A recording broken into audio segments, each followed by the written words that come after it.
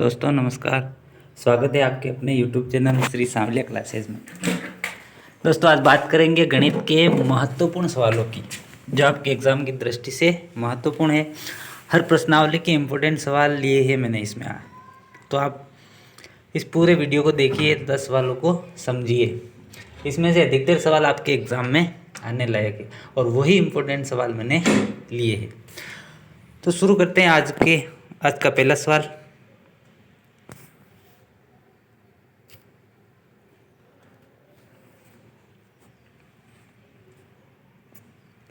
आज का पहला सवाल शुरू करते हैं। पहली प्रश्नावली का है ना। हर प्रश्नावली के एक दो सवाल लिए मैंने इम्पोर्टेंट। आप पूरे वीडियो को देखिए इसको और सवालों को समझिए। पहला सवाल, 81 तथा 237 का एचसीएफ ज्ञात करना। ये कह रहा है एचसीएफ को कहते हैं महत्तम समापत्ति। तो यहाँ पर अपन भाग विधि से एचसीएफ ज्ञात करना सीखेंगे। भाग विधि में क्या है, इस दोनों में से देखना, आपको जो छोटी संख्या है उसका भाग बड़ी संख्या में लगा देंगे। 81 का भाग 237 में लगाना है आपको। तो कितनी बार जाएगा ये? 2 बार जाएगा, 162। फिर 237 में से 162 घटाएंगे तो 75 आ जाएगा। फिर आपको याद रखना जो शेषफल आएगा उसका भाग वापस इसमें 81 में लगाना। ऐसा तब तक लगाते जाएंगे तब तक शेषफल 0 नहीं आ जाए। और वह अंतिम संख्या जिसका भाग देने पर शेषफल 0 आएगा वही आपका एचसीएफ होगा। इसमें 81 का भाग 237 में दिया 2 बार, 162, शेषफल बचे 75। फिर 75 का भाग दिया हमने 81 में, कितनी बार गया? 1 बार, और शेषफल बचा आपका 6। वापस 6 का भाग किस में दिया अपन ने? 75 में दिया। 75 में दिया, कितनी बार गया? 12 बार, 12 से 3 बचा। फिर वापस 3 का भाग दिया 6 में, कितनी बार गया? 2 बार, शेषफल क्या है? 0। तो वह अंतिम संख्या क्या है? 3 का भाग देने पर शेषफल 0 आ गया। तो 81 और 237 का एचसीएफ कितना आ जाएगा? 3 आ जाएगा। इसको आप ऐसे लिखना है, पहली बार भाग दोगे तो उसका प्रथम चरण लिख देना, फिर दूसरी बार भाग दोगे उसका दूसरा चरण, तीसरी बार दोगे तो तीसरा चरण, इस प्रकार ये चरण लिख देना। फिर इसको यूक्लिड विभाजन समीकरण में लिखना है ना। यूक्लिड विभाजन समीकरण क्या होती है? ए बराबर बी क्यू प्लस आर। ये अपन को याद रखना। 1 नंबर का प्रश्न पूछ सकता है यूक्लिड विभाजन समीकरण लिखो। तो ये होगी आपकी ए बराबर B Q plus R. Hindi में लिखे तो भाज्य बराबर भाज्यक इंटू भागफल प्लस शेषफल। इसको यूक्लिड विभाजन समीकरण में लिखते हैं अपन। तो पहला था हमारा 237, अपन ने भाग किसका लगाया था? 81 का। कितनी बार भाग दिया था? 2 बार, और शेषफल क्या हो, कितना बचा? 75 बच गया। तो इसका प्रथम चरण हो गया। दूसरा 81 तो अपना भाज्य था, भाग किसका लगाया था? 75 का। कितनी बार गया? 1 बार, और शेषफल कितना बचा? 6 बच गया। फिर 75 में भाग लगाया था, किसका लगाया था? 6 का। कितनी बार गया था? 12 बार, और शेषफल बचा 3। फिर चौथा चरण 6 में किसका भाग लगाया था? 3 का। कितनी बार गया? 2 बार, और शेषफल 0। तो इस प्रकार यूक्लिड विभाजन समीकरण में इसको अपन जमा सकते हैं। तो ये भाग विधि से अपन ने एचसीएफ ज्ञात किया। इसको अपन अभाज्य गुणनखंड विधि से भी ज्ञात कर सकते हैं। अभाज्य गुणनखंड विधि से कैसे ज्ञात करते हैं? एक तरफ तो आप 81 लिख दो, इसके अभाज्य गुणनखंड कर दो। फिर आप 237 का अभाज्य गुणनखंड कर दो। फिर इन दोनों में से जो कॉमन आएगा उनको अपन ले लेंगे, उनका गुणा कर देंगे, तो वो आपका एचसीएफ आ जाएगा। नेक्स्ट आगे अभाज्य गुणनखंड विधि से भी एक सवाल मैंने करा रखा। तो ये भाग विधि मोस्ट इम्पोर्टेंट है। इस विधि से एक सवाल आपके हर एग्जाम में आता है, हर साल आता है। तो इसको आप अच्छे से समझिए। नेक्स्ट दूसरा प्रश्न क्या है? किसी परेड में 616 सदस्यों वाली सेना की टुकड़ी को 32 सदस्यों वाले आर्मी बैंड के पीछे मार्च करना है। दोनों समूह को समान संख्या वाले स्तंभों में मार्च करना है। उन स्तंभों की अधिकतम संख्या क्या होगी? तो किसी परेड में 616 सदस्यों वाली सेना की टुकड़ी है और 32 सदस्यों वाले आर्मी बैंड है, उसके पीछे मार्च करता है। तो ये कह रहा अधिकतम स्तंभों की संख्या। तो यहाँ पर आपको एचसीएफ ज्ञात करना है, महत्तम समापत्ति ज्ञात करना है। अधिकतम पूछे यानी दोनों में अधिकतम संख्या कौन सी होगी? तो इसको यहाँ पर मैंने अभाज्य गुणनखंड विधि से किया। 616 इसके अभाज्य गुणनखंड कर दिए। अभाज्य गुणनखंड करने के लिए इसमें छोटी से छोटी संख्या का भाग लगाएंगे। तो इसमें इकाई का अंक क्या था? सम था, इसमें 2 का भाग दे दिया। 308 में फिर 2 का भाग दिया मैंने। 154 में 2 का दिया तो 77 में फिर 7 का भाग, 11 बार, और 11 में 11 का ही भाग जाएगा 1 बार। तो 616 के अभाज्य गुणनखंड इधर कर ली। फिर मैंने 32 के अभाज्य गुणनखंड किए। 32 में 2 का भाग दिया 16 बार, 16 में फिर 2 का दिया तो 8 बार, 8 में 2 का भाग दिया 4 बार, 4 में 2 का भाग दिया तो 2 बार और 2 में 2 का 1 बार आ गया, ठीक। फिर इनको क्या किया मैंने, अभाज्य गुणनखंड जिनका भाग दिया उनको इधर लिख दिया, 616 के अभाज्य गुणनखंड इधर लिख दिया, 32 के इधर लिख दिया। फिर देखो दोनों में कॉमन क्या आ रहा है ना, 2 इसमें भी 2 इसमें भी तो लिख दिया 2। फिर दूसरी बार भी 2 कॉमन आया है, 2 बार लिख दिया। तीसरी बार भी 2 कॉमन आया तो 3 बार लिख दिया। अगर चौथी बार भी कोई संख्या आती है यहाँ पर कॉमन, जैसे 7 ऊपर में है 7 नीचे में आता तो इसको इंटू करके 7 लिख देते, लेकिन अब 7 ऊपर में है नीचे वाले में है ही नहीं, 11 ऊपर है नीचे है ही नहीं, तो 2 2 3 बार लिख दिया है ना, यानी 2 की घात 3 और 2 की घात 3 कितना होता है, 8 होता है। तो इनका एचसीएफ कितना आ जाएगा, 8 आ जाएगा। तो अधिकतम संख्या कितनी आ जाएगी, 8 आ जाएगी। स्तंभों की अधिकतम संख्या कितनी आ जाएगी, 8 आ जाएगी। ये मोस्ट इंपोर्टेंट सवाल है, आप ध्यान रखना इसका। नेक्स्ट तीसरा सवाल, यदि संख्या 408 तथा 1032 के महत्तम समावर्ती यानी एचसीएफ को 1032 x माइनस 408 इंटू 5 के रूप में व्यक्त करे तो x का मान ज्ञात करना है। तो इसमें आपको क्या करना है, ये कह रहा है 408 और 1032 के महत्तम समावर्ती को 1032 x माइनस 408 इंटू 5 के रूप में व्यक्त कर दे, तो इनका जो महत्तम समावर्ती आएगा वो इसके बराबर आएगा। तो एक बार आपको इसका क्या करना पड़ेगा, महत्तम समावर्ती निकालना पड़ेगा, फिर इसके बराबर करके अपन x का मान निकालेंगे। तो महत्तम समावर्ती निकालने तो भाग विधि से करेंगे, छोटी संख्या का भाग बड़ी संख्या में देंगे, तब तक देते जाएंगे जब तक अंतिम शेषफल 0 नहीं आ जाए। 408 का भाग 1032 में दिया अपने, प्रथम चरण में 2 बार भाग गया, कितना 816, शेषफल कितना बचे 216। 216 का भाग किस में दिया, फिर मैंने 408 में दिया, कितनी बार गया 1 बार जाए, और कितना बचा शेषफल 192। 192 का भाग वापस 216 में दिया, कितनी बार गया 1 बार गया, शेषफल कितना बचा 24 बचे। फिर 24 का भाग 192 में 8 बार जाएगा, है ना। तो वह अंतिम संख्या जिसका भाग देने पर शेषफल 0 आ जाएगा वही आपका क्या होगा, एचसीएफ होगा। तो यहाँ पर एचसीएफ कितना आ गया, 24 आ गया, 24 आ गया। तो ये एचसीएफ किसके बराबर है, ये इस पूरी संख्या के बराबर है, इस पूरी संख्या के बराबर। तो यहाँ पे लिखेंगे एचसीएफ बराबर 1032 x माइनस 408 इंटू 5, 408 को 5 से गुणा करेंगे तो माइनस के 2040 आएंगे। इधर एचसीएफ 24 आए, 24 बराबर 1032 x माइनस 240। अब 1032 है कि 240 को 24 के साथ लेंगे तो माइनस का था प्लस का हो जाएगा। तो 1032 x बराबर ये 2040 प्लस 24, ये हो जाएगा आपका 2064। 1032 x बराबर 2064 है, तो x बराबर 2064 बटा 1032, और 32 का बड़ा 2 बार बोलो 64, यानी 1032 को 2 से गुणा करेंगे 2064 आ जाएगा। तो x की वैल्यू कितनी आ जाएगी, x की वैल्यू आ जाएगी आपके 2 आ जाएगी, ठीक है। नेक्स्ट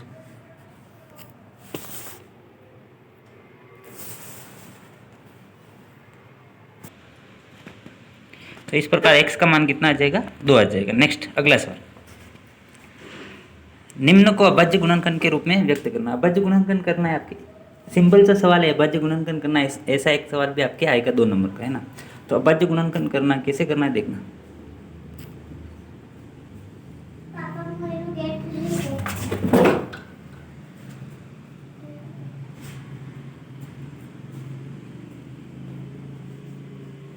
अभाज्य गुणनखंड करना 140 के अभाज्य गुणनखंड करने हैं आपको।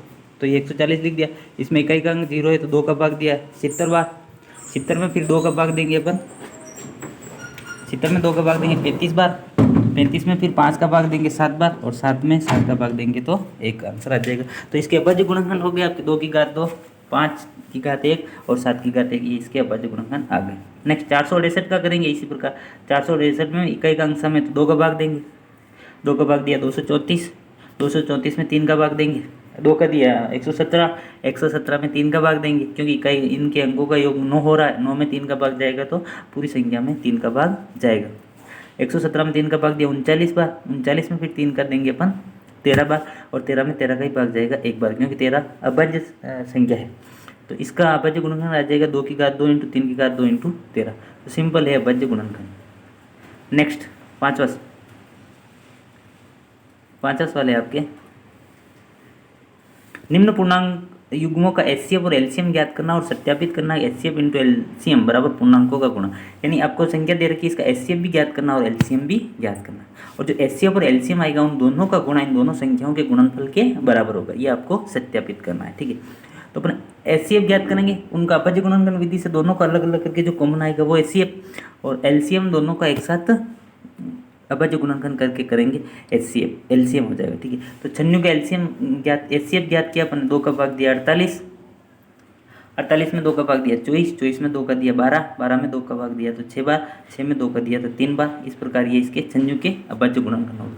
इसी प्रकार 404 के किए, अपन ने 2 का भाग दिया 202, और फिर 202 में 2 का भाग दिया 101, 101 में आपका 101 का ही भाग जाएगा ये। तो इसका दोनों का कॉमन क्या रहा, संयुग के अभाज्य गुणनखंड यहाँ पर लिख दिए, 404 के यहाँ पर लिख दिए। इन दोनों में से 2 × 2 यानी 4, इसका एलसीएम तो आ गया 4। एलसीएम में यानी इन दोनों की वो बड़ी से बड़ी संख्या ज्ञात करेंगे जिसमें 96 और 404 दोनों का भाग जाता है। तो इनका एलसीएम ज्ञात किया अपने लघुत्तम समापड़ते है ना। 2 का भाग दिया संयुग 48, 404 का 202 हो गया, फिर 2 का दिया तो 48 का 24 हो गया, 202 का 101 हो गया, फिर 2 का भाग दिया 24 का 12 बार, 101 में जाएगा ही नहीं, 101 को 101 के रूप में उतार दिया। फिर 2 का दिया 12 में 6 बार, 101 को ऐसा कैसे ही लिख दिया। फिर 2 का दिया 6 में 3 बार, फिर 101 को ऐसे ही लिख दिया। फिर 3 का दिया 1 और 101 में 101 का ही भाग देगा। तो दोनों के 1 आ जाएंगे शेष पर, है ना।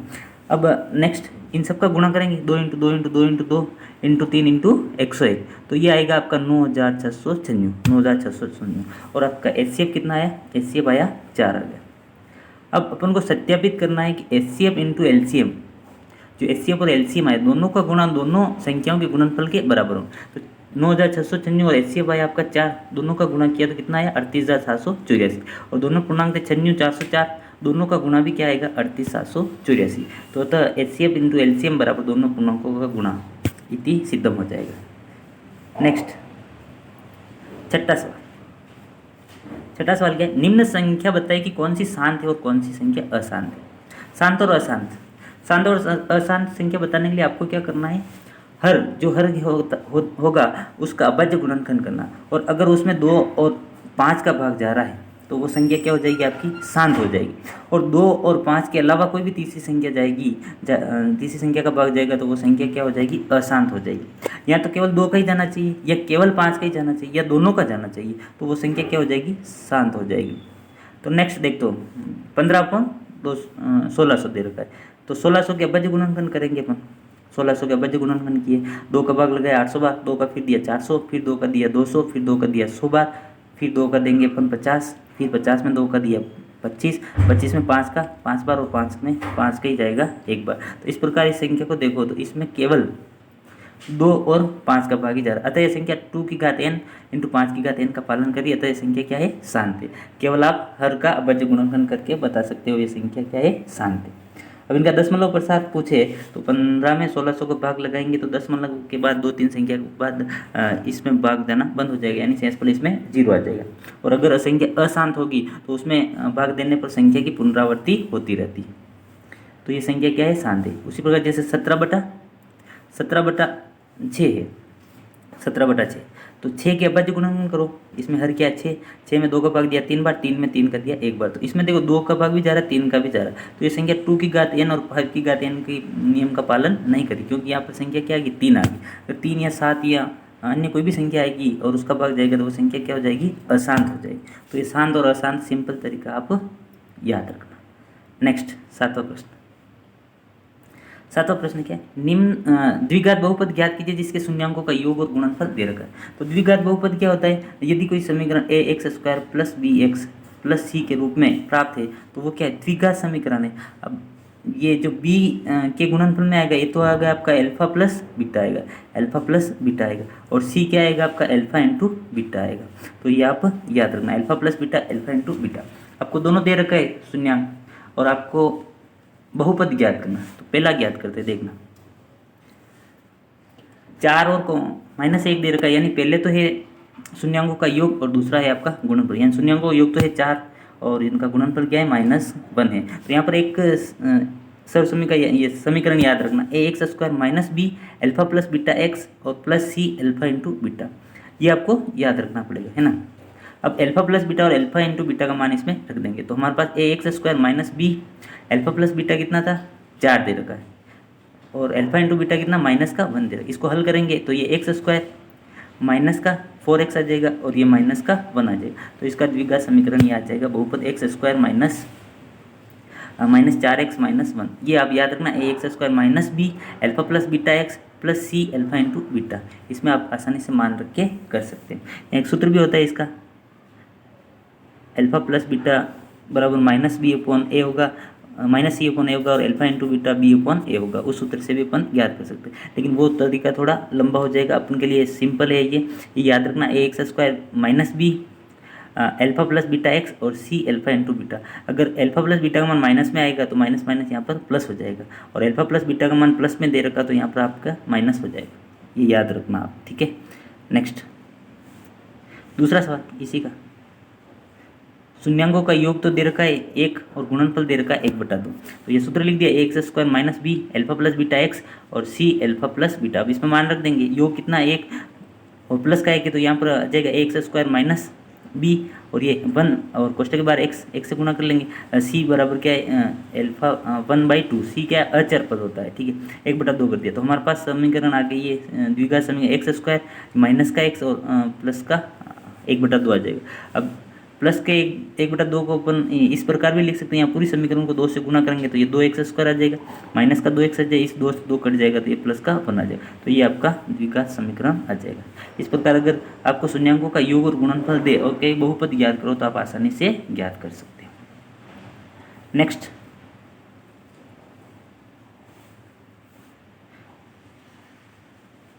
निम्न बहुपद के शून्यांक ज्ञात करने। इनके शून्यांक ज्ञात करने तो आपको क्या करना है, इसके गुणनखंड करने। गुणनखंड करना या इन बीच वाली संख्या के टुकड़े करके आप शून्यांक ज्ञात कर सकते हो, या श्रीधराचार्य सूत्र से भी शून्यांक ज्ञात कर सकते हो, और पूर्ण वर्ग विधि द्वारा भी आप आसानी से शून्यांक ज्ञात कर सकते हो। तो यहाँ पर अपन शून्यांक ज्ञात कर रहे हैं। पहला सवाल 4x स्क्वायर माइनस का 4x प्लस का 1, इसके शून्यांक ज्ञात कर रहे हैं। तो इसमें क्या करना है, बीच वाली संख्या के ऐसे 2 टुकड़े करने हैं कि जोड़े या घटाए तो यही संख्या आ जाए, और उनका गुणा करें तो बाही पदों का गुणा आ जाए, है ना। तो इसमें देखो हमारा सवाल था 4x स्क्वायर माइनस का 4x प्लस का 1। अब 4 के ऐसे 2 टुकड़े करने, जोड़े या घटाए तो 4x आ जाए, गुणा करें तो 4x स्क्वायर आना चाहिए। तो यहाँ पर 2 टुकड़े किए, 4x स्क्वायर माइनस का 2x माइनस का 2x प्लस का 1 आ जाएगा, माइनस का 2x माइनस का 2x जोड़ेंगे तो ये माइनस का 4x आ जाएगा, और माइनस का 2x माइनस 2x को गुणा करेंगे तो प्लस का 4x आ जाएगा, है ना। तो ये दोनों टुकड़े इसके हो गए। नेक्स्ट अब क्या करना है, इन दोनों में से कॉमन लेना है। 4x स्क्वायर माइनस का 2x, इन दोनों में से कॉमन लेंगे। इन दोनों में से कॉमन क्या है, 2x कॉमन आ गया। 2x कॉमन आ गया तो अंदर क्या बचेगा, अंदर बचेगा आपका 2x माइनस 1, 2x माइनस 1। फिर आगे इन दोनों में से क्या कॉमन लेंगे, माइनस का 1 कॉमन लेंगे, तो 2 कोष्टक आपके सेम आ जाएंगे। 2 कोष्टक सेम, दोनों को एक बार लिख लेंगे, 2x माइनस 1, और एक कोष्टक इन दोनों का बन जाएगा 2x माइनस 1 बराबर 0, यानी 2x माइनस 1 बराबर 0। तो 2x बराबर क्या हो जाएगा, माइनस का 1 इधर आएगा तो प्लस का 1, तो x बराबर क्या आ जाएगा 1/2। इसी को भी अपन हल करेंगे तो ये 2x बराबर क्या आ जाएगा 1, और x बराबर क्या आ जाएगा 1/2। तो 1/2 इसके क्या आ जाएंगे, शून्यांक आ जाएंगे। नेक्स्ट इसका तीसरा सवाल है x square minus √3 plus 1x plus का √3 दे रखा है। तो इसमें क्या करना है, एक बार तो इस क्वेश्चन को हल करेंगे तो एक्स स्क्वायर, एक्स को √3 से गुणा किया √3x, और x को 1 से गुणा किया तो x, और ये प्लस का 3 हो गया। अब ये दोनों में से आपको कॉमन ले लेना है। इन दोनों में से कॉमन क्या आ रहा है, x कॉमन आ रहा है, अंदर क्या बचेगा x माइनस √3। अब इन दोनों में से क्या कॉमन आ रहा है, इन दोनों में से क्या कॉमन आएगा, इन दोनों में से आएगा आपका माइनस का 1 कॉमन आएगा। माइनस का 1 कॉमन ले लेंगे तो ये आ जाएगा x माइनस √3। ये दोनों कोष्टक क्या समान आ गए, इनको एक बार लिख दिया x माइनस √3, और एक कोष्टक इनका बन जाएगा आपका x माइनस 1। अब इनके शून्यांक निकालेंगे, x माइनस √3 बराबर 0 है तो x बराबर क्या आ जाएगा प्लस का √3, इधर x माइनस 1 बराबर 0 है तो x बराबर क्या आ जाएगा प्लस का 1 आ जाएगा। तो √3 और आपका 1 इसके शून्यांक आ जाएंगे। नेक्स्ट नवा सवाल क्या, gx का भाग fx में देना है, भाग देना है और देखना है इसमें शेषफल 0 आ रहा है या शेषफल क्या आ रहा है, ठीक है। और इसमें ये ऐसे भी हो सकता है, इसका भाग इसमें देकर इसके शून्यांक ज्ञात करो, तो जिसका शेषफल 0 आएगा उसके आगे गुणनफल करके अपन आसानी से शून्यांक ज्ञात कर सकते हैं। तो इसमें भाग देते हैं अपन, टी स्क्वायर माइनस 3 का भाग देना आपको 2t की घात 4 माइनस 3t की घात 3 माइनस 2t स्क्वायर माइनस का 9t और माइनस के 12, इसमें आपको टी स्क्वायर माइनस 3 का भाग देना है। तो सिंपल है, भाग देना है। टी स्क्वायर को किससे गुणा करेंगे, 2t की घात 4 आ जाए तो टी स्क्वायर को गुणा करेंगे अपन 2t स्क्वायर से, 2t स्क्वायर से गुणा करेंगे तो ये आ जाएगा 2t की घात 4 और 2t² को -3 से गुणा करेंगे, 3 2 6 यानी माइनस के 6t² आएगी। तो माइनस के 6t² तो t² के नीचे लिखेंगे, ये माइनस का 6t² लिख दिया, फिर चिन्ह चेंज कर दो, माइनस, ये माइनस का प्लस कर दिया, ये 2t की घात 4 से 2t की घात 4 कट गया, हमारे पास बच्चा ये 3t की घात 3 ऊपर से उतारेंगे, ये प्लस का 6t² ऊपर है, मैं ऊपर से आपका 2t², तो ये बच जाएगा आपका 3t² और ये इधर बचा 9t और माइनस का 12 आ जाएगा। ठीक है, अब इसको गुणा करेंगे अपन, किससे गुणा करेंगे, 3t की घात 3 आ जाए, तो t² को 3t से गुणा किया, 3t की घात 3 आ गया, और 3t को -3 से गुणा किया तो माइनस का 9t आ गया, तो ये दोनों यहाँ से कट जाएगा। अब हमारे पास बचा 3t² माइनस के 12, अब t² -3 को किससे गुणा करेंगे, 3t² -12 आ जाए, तो इसको 3 से गुणा, प्लस के 3 से, प्लस के 3 को t² से गुणा किया तो 3t² और 3 को -3 से गुणा किया तो 9 आ जाएगा, 4 से गुणा करेंगे, 4 से तो ये 4 3 12 आ जाएगा, 12 आ जाएगा, है ना। यहाँ पे 6 में से 2 गया तो यहाँ पे 4t² बच रहा है, तो ये 4t² आ जाएगा, है ना। तो 4 से गुणा करेंगे,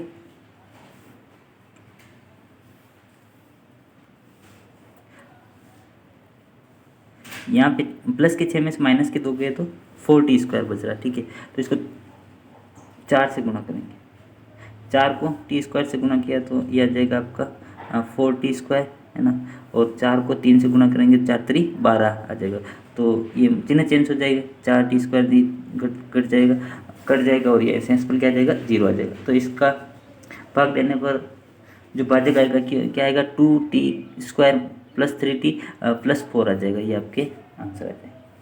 नेक्स्ट 10वां प्रश्न,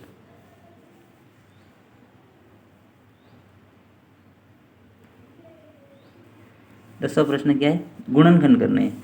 गुणनखंड सिंपल तरीका है गुणनखंड करना, बीच वाली संख्या के टुकड़े करने हैं ना।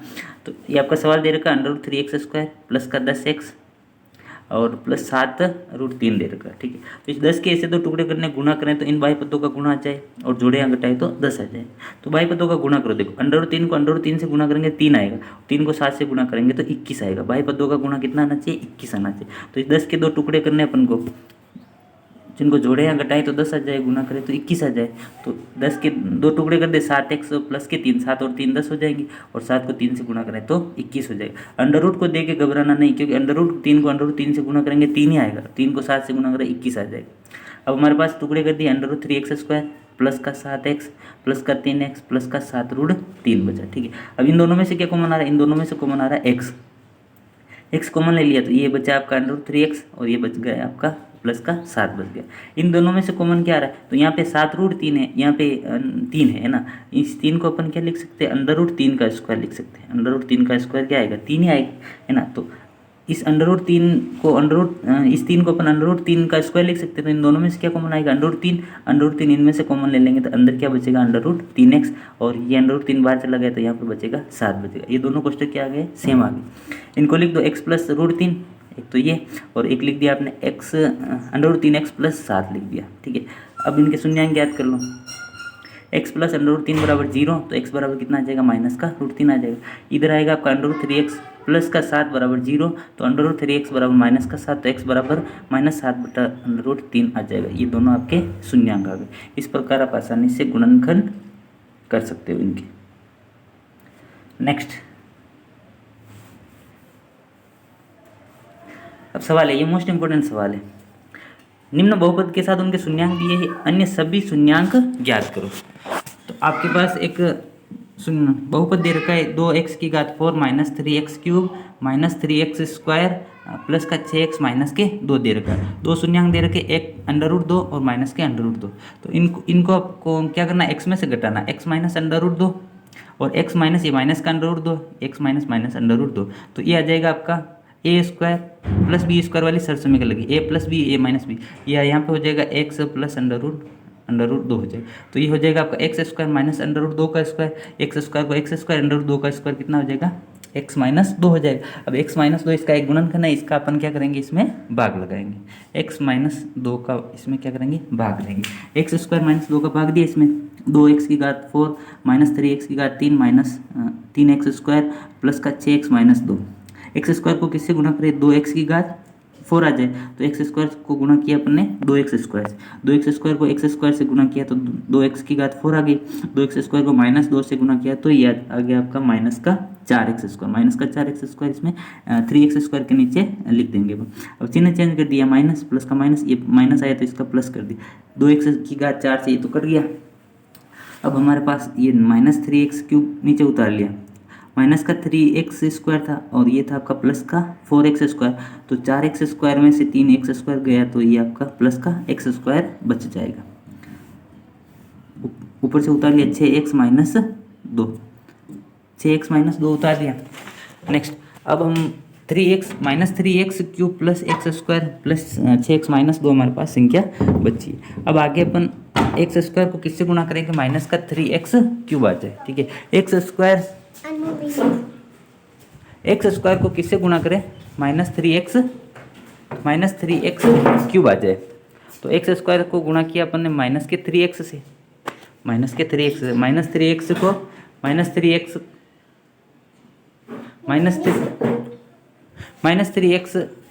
से गुणा किया एक्स स्क्वायर को, माइनस 3x से गुणा किया तो ये हो जाएगा आपका माइनस 3x स्क्वायर, और माइनस 3x को माइनस 2 से गुणा किया 3 2 6 प्लस का 6x आ जाए, तो 6x के नीचे 6x लिख दिया, माइनस 3x स्क्वायर के नीचे माइनस 3x क्यूब के नीचे माइनस 3x क्यूब लिख दिया, इससे ये कट गया, इससे ये कट गया। अब हमारे पास बचा एक्स स्क्वायर माइनस 2।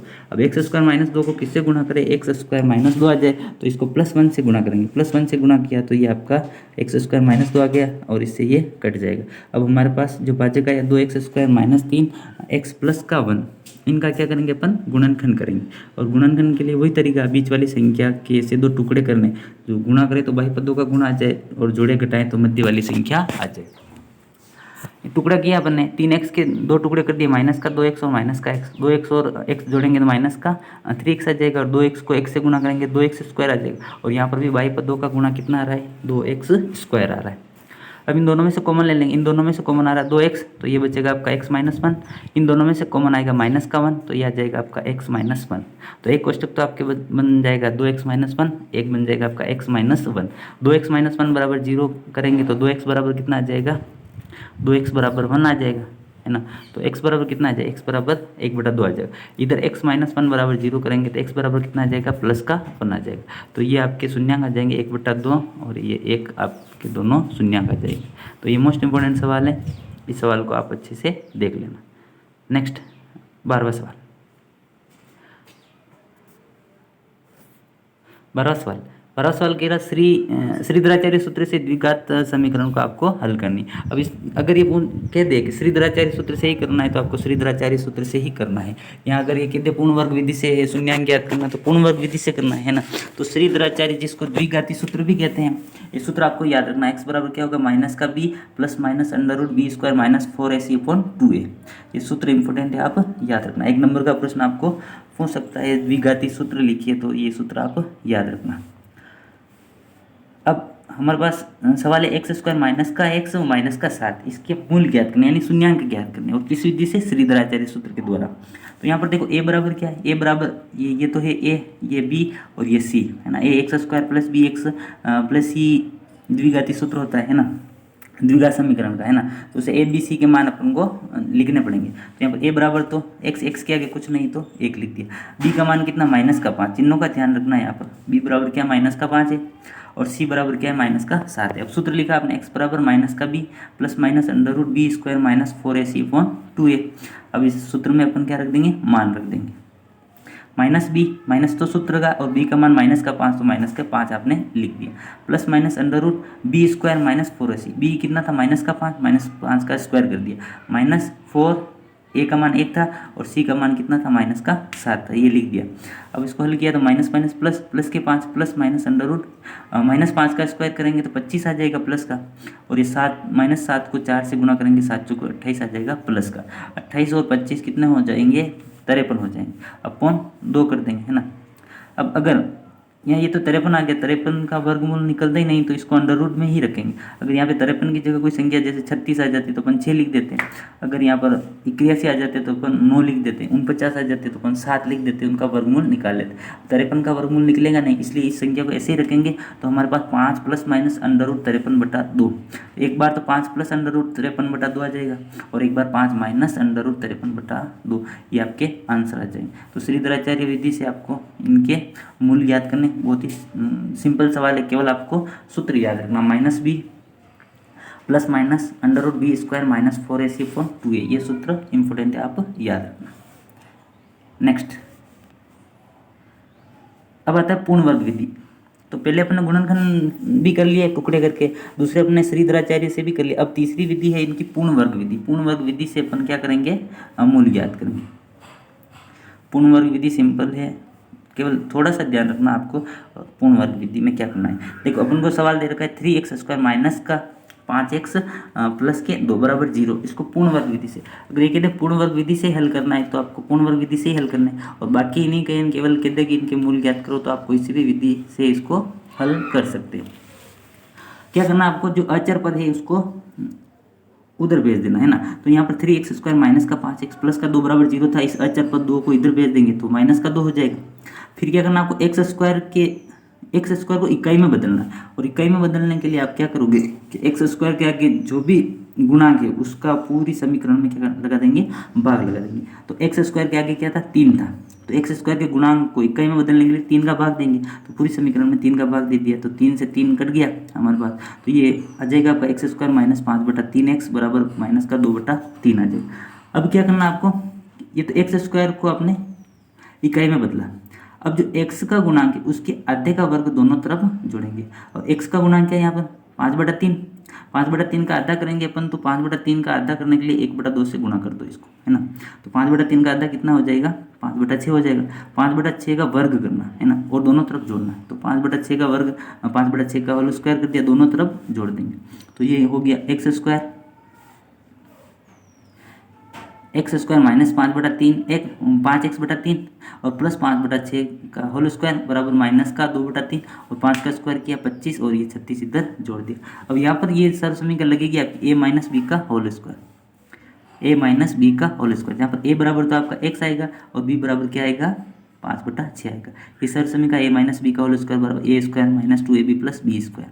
तो यहाँ पर अपन इस बड़े रूप को छोटे रूप में लिखेंगे, तो x माइनस 5/6 का होल स्क्वायर बराबर इस इधर वाले का आप हल करोगे 36 और 3 के लघुत्तम 36, 3 का भाग 36 में 12 बार 12 को 2 से गुणा किया, -2 से 24 माइनस का आ जाएगा, और 36 का भाग 36 में एक बार 1 को 25 से, तो प्लस का 25, प्लस के 25 में से माइनस के 24 गए तो 1/36 इधर आ जाएगा, है ना।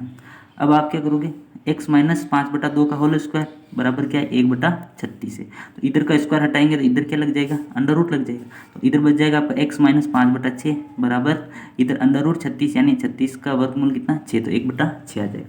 अब क्या करना, अब x माइनस 5/6 बराबर 1/6 है, एक बार तो धनात्मक चिन्ह लेना, तो x माइनस 5/6 बराबर 1/6, तो x बराबर क्या है, माइनस का 5/6 उधर जाएगा तो प्लस का 5/6 हो जाएगा, तो x बराबर आ जाएगा 1/6 प्लस 5/6, इन दोनों का लघुत्तम 6 आएगा, 6 का भाग 6 में एक बार, और 6 का भाग 6 में एक बार, 1 को 5 से गुणा 5, 6 और 5 और 1 6, 6/6 यानी 1 शून्य तो आके आपका 1 आ गया, धनात्मक चिन्ह लेना है।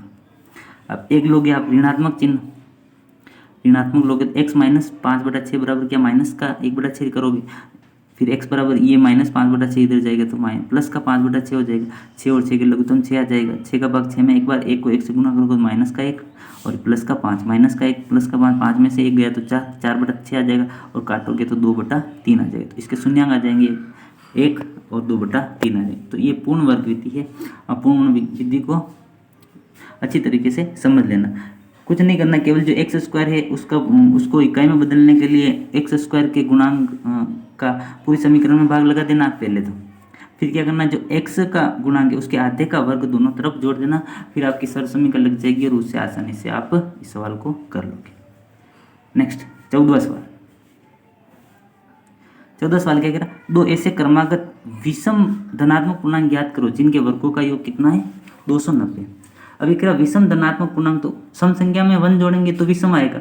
अगर ये कहता है कि दो ऐसे क्रमागत धनात्मक पूर्णांक ज्ञात करो। विषम यहाँ पर नहीं देता है ना, क्रमागत पूर्णांक देता तो वहाँ पर अपन x और x+1 देता, लेकिन ये कह रहा है कि दो क्रमागत विषम धनात्मक पूर्णांक, विषम धनात्मक पूर्णांक के लिए अपन सम में एक संख्या जोड़े, तो इसमें आपको पहला पूर्णांक क्या मानना है, x मानना है।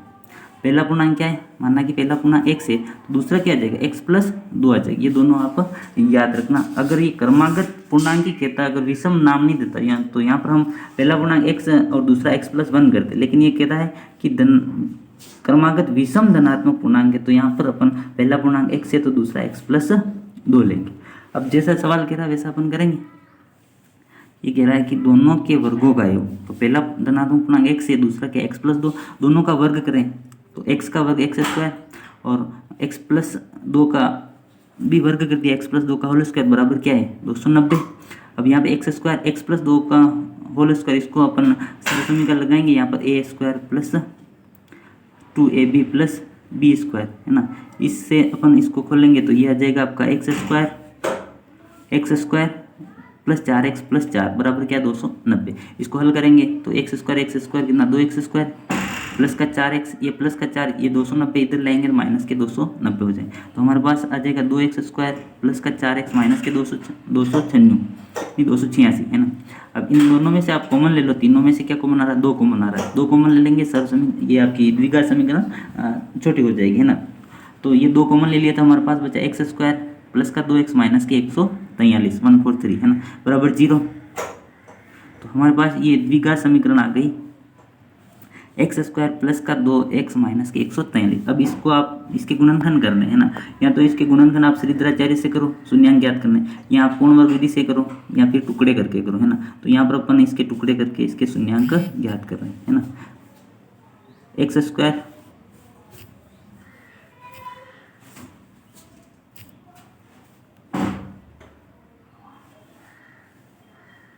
x² प्लस का 2x माइनस के 143 बराबर 0। अब 2 के ऐसे 2 टुकड़े करें कि गुणा करें तो 143 आ जाए, जोड़े घटाएं तो 2x आ जाए, तो ऐसे 2 टुकड़े किए मैंने, प्लस का 13x और माइनस के 11x, यानी 13 में से 11 जाएगा तो 2x, 13 को 11 से गुणा करेंगे तो 143 आ जाएगा। x² प्लस का 13x माइनस का 11x माइनस के 143, इन दोनों में से कॉमन ले लिया x, तो ये बचा x + 13, इन दोनों में से कॉमन आएगा माइनस का 11, तो x + 13 आ जाएगा। अब दोनों कोष्टक से हमें लिख देंगे x + 13 x माइनस 11, x + 13 बराबर 0, तो x बराबर आएगा आपका माइनस का 13 और x माइनस 11 बराबर 0, तो x बराबर आएगा आपका प्लस का 11। तो x की वैल्यू आ गई आपकी, x की वैल्यू क्या आ गई 11 आ गई। प्रथम पूर्णांक क्या है x है और x की वैल्यू कितनी आ गई 11, तो x बराबर 11। तो दूसरा पूर्णांक क्या आ जाएगा आपका x + 2 यानी 11 + 2 बराबर कितना आ जाएगा 13 आ जाएगा। ठीक है, नेक्स्ट अगला सवाल।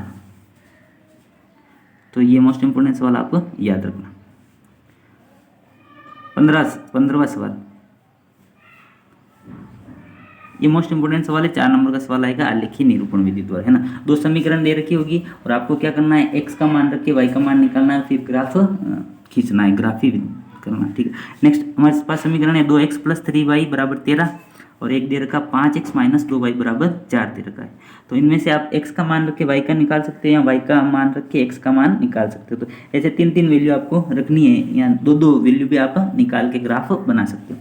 तो समीकरण पहली को हल करते हैं अपन।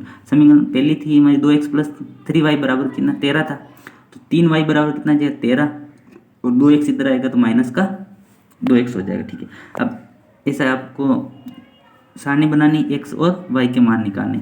x बराबर क्या रखो कि y का मान आ जाए, तो x का मान आप अपने मन से रखना है, ऐसा मान रखना ताकि ये आसानी से हल हो जाए है ना।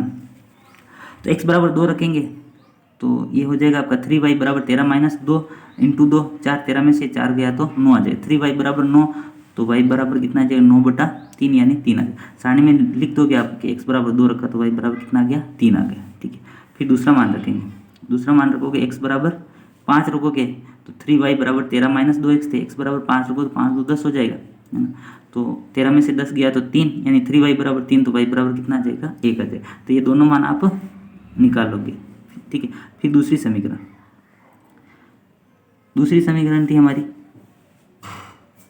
5x - 2y बराबर 4, तो माइनस का 2y बराबर x को उधर भेज देंगे तो 4 - 5x हो जाएगा है ना। माइनस का 2y बराबर 4 - 5x। अब x बराबर आप 0 रखो, x बराबर 0 रखा तो ये 0 हो जाएगा, यानी माइनस का 2 y बराबर 4 है, तो y बराबर 4 बटा माइनस 2, यानी y बराबर कितना आ जाएगा 2 आ जाएगा। x बराबर 0 रखा तो y बराबर कितना आ जाएगा माइनस का 2 आ जाएगा। फिर आप x बराबर क्या रखोगे 2 रखोगे, प्लस का 2 रखा है ना, तो माइनस का 2y बराबर 4 माइनस 5 कोष्टक 2, यानी 5 को 2 से गुणा किया 10, तो माइनस का 2y बराबर 4 में से माइनस का 10, यानी 10 में से 4 गया माइनस का 6, तो y बराबर 6 बटा 2 माइनस माइनस प्लस हो जाएगा तो 3 आ जाएगा। y बराबर 2 रखा तो x का मान कितना आ जाएगा, x बराबर 2 रखा तो y का मान 3 आ जाएगा। तो ये दो मान आप ज्ञात कर लोगे। फिर आपको क्या करना है, ग्राफ ऐसा आएगा, उसको आप ऐसे, ये तो x है, ये x डैश ऊपर y और नीचे y डैश, ठीक है। x का यहाँ पर आप लिख दोगे 1 2 3 4 5, इधर माइनस 1 2, y को भी लिख दोगे, मूल निर्देशांक इसके 0 0 होंगे, ठीक है। अब आप पहले समीकरण में जो भी मान आपको ने प्राप्त किए वो यहाँ पर आप लिखोगे, है ना।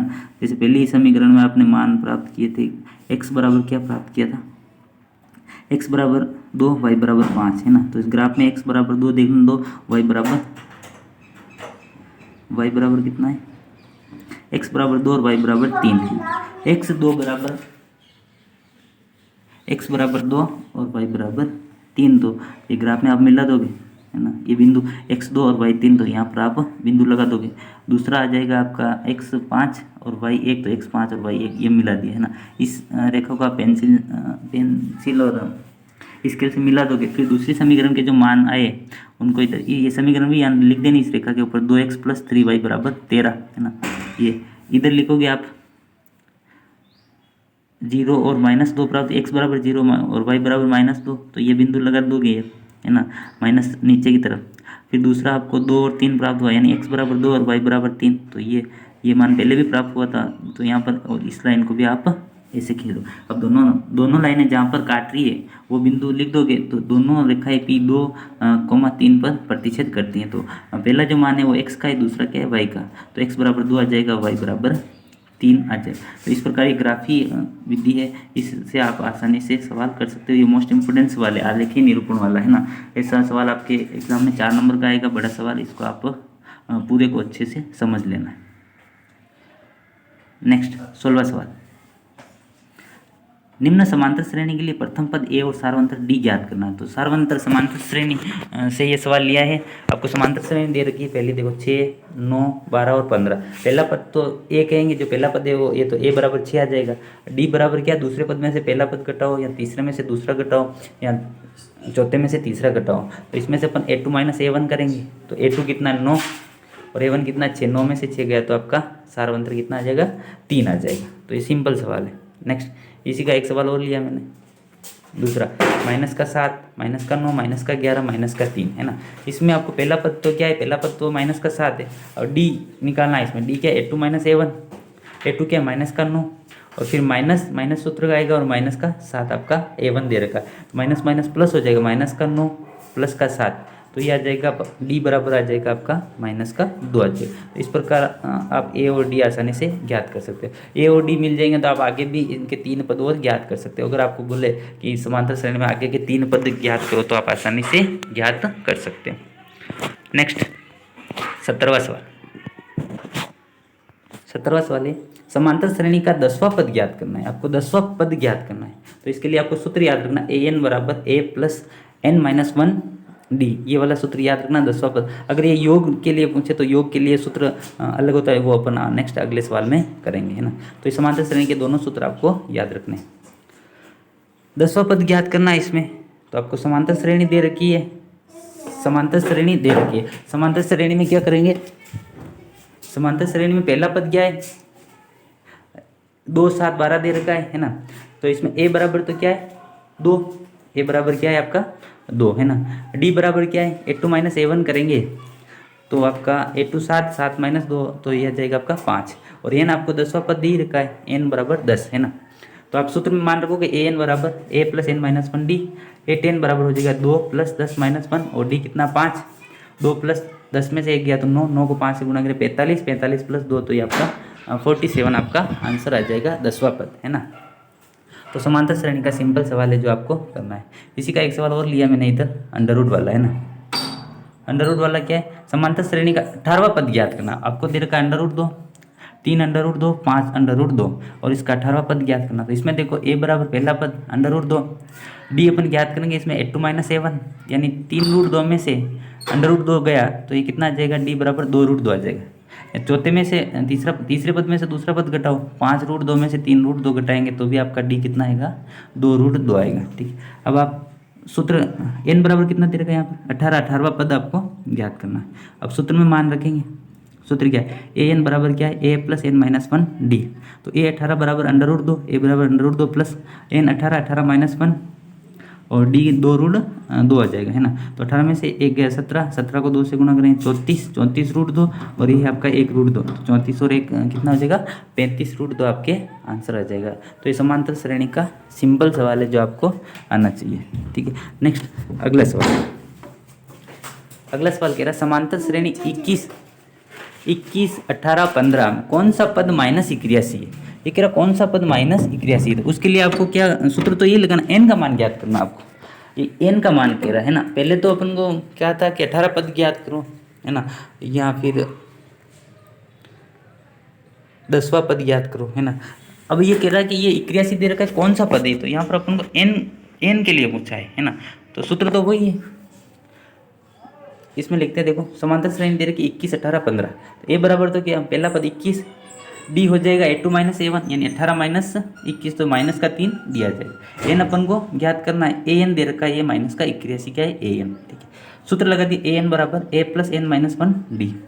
an बराबर क्या, माइनस का 81, a था हमारा प्लस का 21 प्लस n - 1 और d था माइनस का 3।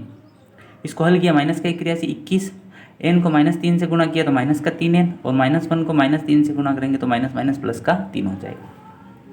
माइनस का 81, 21 और 3 कितने हो गए, 24, 21 और 3 24 और यह आ जाएगा आपका माइनस का 3n। 24 इधर जाएगा तो माइनस में बदल जाएगा, तो माइनस के 81 और माइनस के 24 बराबर कितना, माइनस का 3n, है ना। तो ये माइनस माइनस क्या हो जाएगा, प्लस हो जाएगा, 81 और 24 105, 105 बराबर कितना है, 3n। तो n बराबर हो जाएगा आपका, n बराबर हो जाएगा 105/3, 105 में 3 का भाग दोगे कितनी बार जाएगा, 3 तरी 9 और 3 पंजे 15, 35। तो n का मान कितना आ जाएगा, 35 आ जाएगा। तो n का मान यहाँ पर 35 आ जाएगा। ठीक है, ये है आपका समांतर श्रेणी का सवाल। नेक्स्ट 19वां सवाल। 19वां सवाल क्या है, 19वां सवाल कह रहा है कि आपको समांतर श्रेणी दे रखी है 1, 3, 5, 7 और ये कह रहा 12 पदों का योग ज्ञात करना। अब आपको योग ज्ञात करना, तो योग के लिए सूत्र होता है Sn बराबर n/2 कोष्टक 2a + n - 1 d होता है। ये योग का सूत्र आप याद रखना। ये तो an का सूत्र है ना, कौन सा पद है वो वाला, an बराबर a + n - 1 d। अब यहाँ पर अगर योग शब्द आ जाए तो योग के लिए आप Sn बराबर n/2 2a + n - 1 d वाला सूत्र यूज करोगे। अब इस समांतर श्रेणी में देखो आप a क्या है, a बराबर तो 1, d क्या है, a2 - a1 करेंगे, 3 में से 1 गया तो 2 आ जाएगा। यहाँ पर n क्या है, 12, n का मान 12, इन मान को अपन सूत्र में रख देंगे, Sn बराबर n/2 2a + n - 1 d।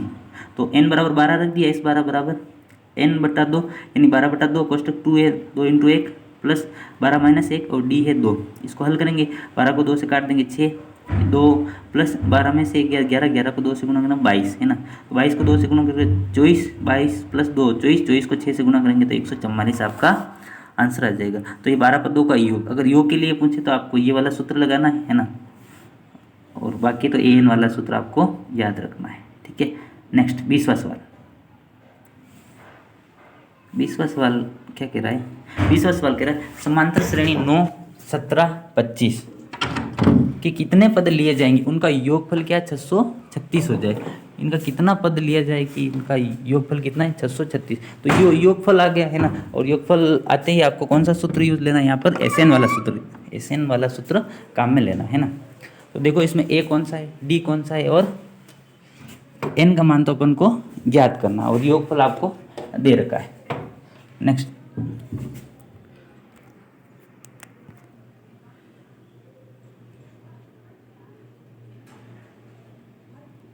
a तो आपका 9 हो जाएगा, d बराबर a2 - a1 करेंगे, 17 - 9 तो 8 आ जाएगा। ठीक है, और Sn आपको दे रखा है 636 दे रखा है।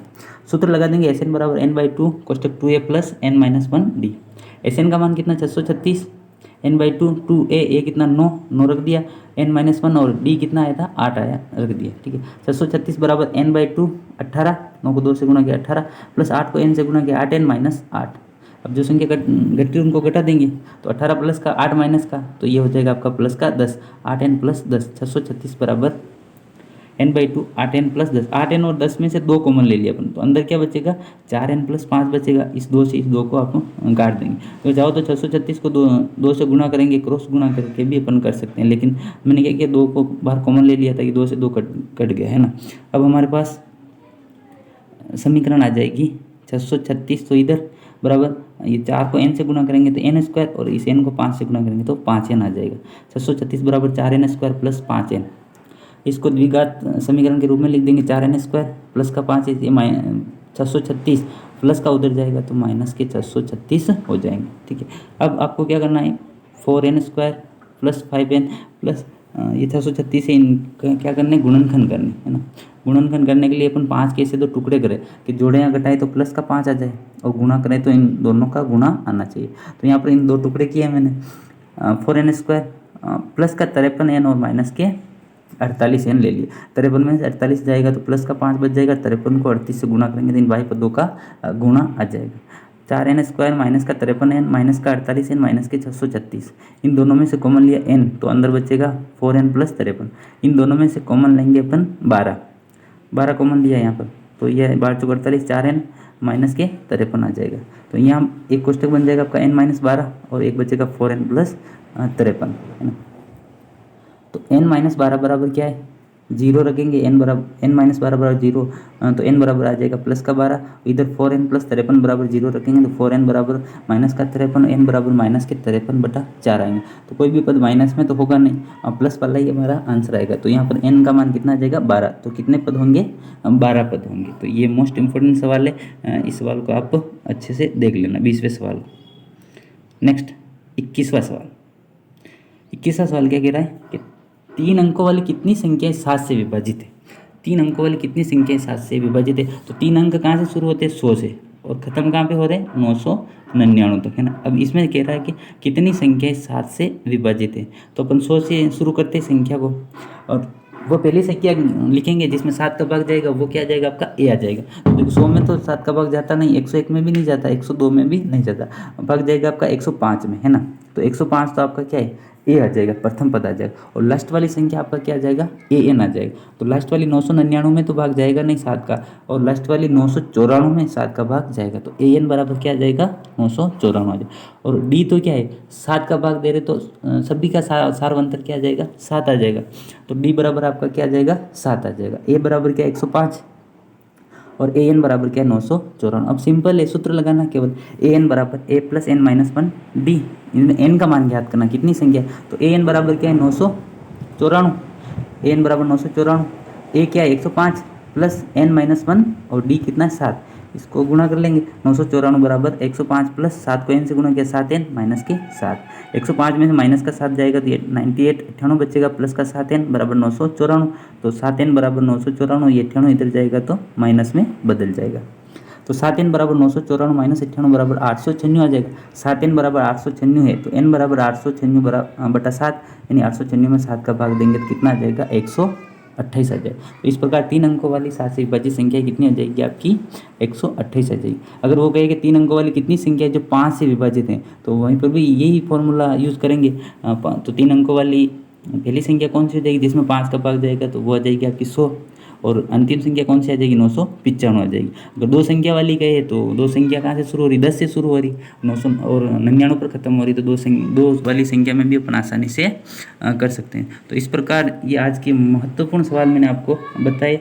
इन सवालों को आप देखिए, अपनी कॉपी में भी करिए और प्रैक्टिस करिए, एग्ज़ाम आपके नज़दीक है। मिलते हैं आगे और नेक्स्ट वीडियो में गणित के महत्वपूर्ण सवालों के साथ। तब तक के लिए जय हिंद।